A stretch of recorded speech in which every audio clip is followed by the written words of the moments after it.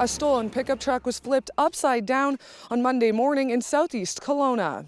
3 people were in the truck at the time of the collision. The driver and a passenger were taken to hospital, and a third person was taken away from the scene in a police cruiser. An officer on scene says they'll be conducting a drug impairment investigation. No one suffered serious injuries, but one of the passengers needed to be removed by firefighters as he was pinned in the upside-down vehicle. Police believe the pickup truck was stolen, but it's unclear where it was taken from. For Castanet News, I'm Alana Kelly in Southeast Kelowna.